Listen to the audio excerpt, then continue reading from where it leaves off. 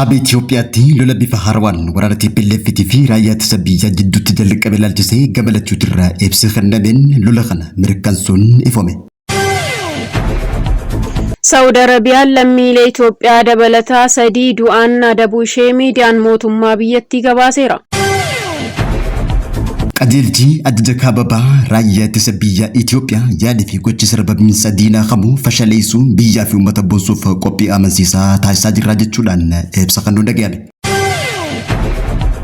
Raayyaan ittisa Suudaan garee humna waraanaa dafee dhaqqabaa bakka Umdurmaan jedhamtutti harka kennatan simachuu beeksiseera.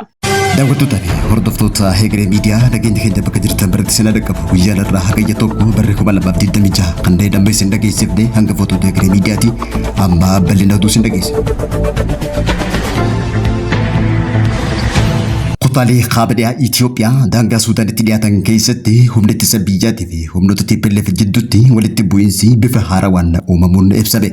Alba kanaan gareen TPLF kan bulchiinsa yeroo Tigraay kan mootummaa federaalaatiin hundeeffame diiguudhaan to'annaa isaa jala oolchuudhaan aangoo seera maleessaa qabate ibsa guyyaarraa baaseen naannoo dhiyaa Tigraay kallattii Shiraaroo jedhamuun waraanni ifa ta'e duratti banameeti jira jechuudhaan uummanni diyaaspooraa dhaabbileen amantii fi qaamoleen biroo seenaa hojjechuuf akka qophaa'an yaamicha dhiyeessitee jira. Guyyaa tokko dura hooggantoota waraanaa garee tanaa keessaa tokko kan ta'e Jeneraal Gabra Tsaadiq eebba hidhattoota irratti haasoo taasiseen jiraachuu uummata Tigraay mirkaneessuudhaaf filannoon jiru tokkichi mootummaa federaalaa kuffisuu qofaa jechuudhaan dubbate. Hanga ammaatti dhibba walitti bu'iinsa halkanidhaa uumame kanarratti mootummaa federaalaa ibsa ifa ta'e kan dubbatuullee abbaan taayitaa olaanaa mootummaa federaalaa Dr. Abrahaam Balaay dhimma kanarratti ibsa gabaabaa kenneen Dr. Abrahaam gareen TPLF humna duubatti hafaa fi diina uummata Tigraay jechuudhaan komate gareen tun umrii aangoo isaa dheereffachuudhaaf jecha dargaggootaaf daa'imman gara waraana kaayyoo hin qabnetti oofaa jiranii jechuudhaan kanaaf ammoo uummata Tigraayiif balaa guddaa ta'uu beeksise. Akkasumallee gareen tun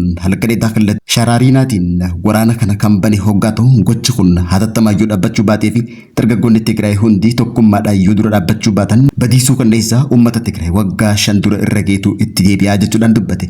Dargaggoonni fedhii qaama biraa guutuuf meeshaa badii biyyaa akka hin taanee fi meeshaa humnoota bololtoota aangoo akka hin taanes dhaamsa dabarsee jira. Gaafiin uummata Tigraay waraanaan diibii tokkollee akka hin jirree fi dhimmi hundi nagaa marii fi wal dhageeffachuu qofaan furmaata argachuu akka qabus Abrahaam Balaay hubachiisee jira.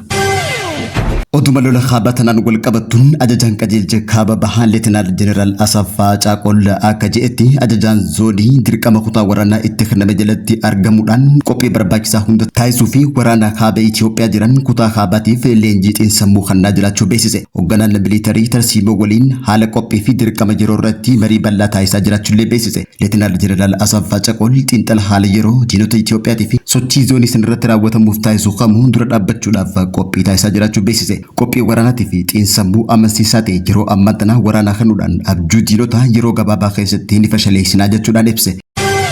Lolli kaaba Itoophiyaatti yeroo ammaa tana jalqabe lola waggaa 5 dura mootummaa federaalaatii fi TPLF jidduutti jalqabe bifa haaraan kan jalqabe waggaa ta'u yeroon kunis yeroo Itoophiyaan marii biyyaalessaatiin dhimmoota biyyaa irratti mari'achaa jirtu ta'uun ibsame bal'ina oduu akka itti dhiyaata. Yeroo Itoophiyaan mari'achaa jirtutti kaaba biyyattiitti lolli kutaa lammeessoon eegaleera. Kaaba biyyattiitti mootummaa federaalaa fi humna TPLF gidduutti kaleessa galgala lixa Tigraay lafa Shararee jedhamtutti lolli haaraan jalqabuu maddeen garaagaraa gabaasaa jiru. Akkasumas humnoonni mootummaa Tigraay ibsa waloo Tigraay televezyiinii labsaniin naannicha walgaarreeffannaan mootummaa federaalaa fi humnoota Tigraay gidduu ture gara haleellaa fi lola qabatamaatti ce'uu ibsuun uummanni Tigraay of eeggachuu qaba jechuun waamicha dhiyeesseera. Gama biraatiin kutaalee biyyattii garaagaraa keessatti rakkooleen nageenyaa muraasni jiraatanis fala waaraa barbaaduuf marii biyyaalessaa gaggeessaa kan jiru koomishiniin marii biyyaalessaa Itoophiyaa ibsa guyyaa kaleessaa kenneen baatiin fulbaana bara 2019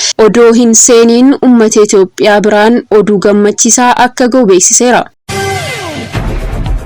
Raayyaan ittisa Suudaan garee humna waraanaa dafee dhaqqabaa bakka Umdurmaan jedhamtutti harka kennatan simachuu beeksiseera. Humni dafee dhaqqabaa Suudaan garee 26 jedhamu dabalatee naannoo Umdurmaanitti raayyaa ittisa Suudaanitti harka kennateera. Akkasumas loltootaa fi meeshaa waraanaa isaanii hunda dabarsanii kennaniiru.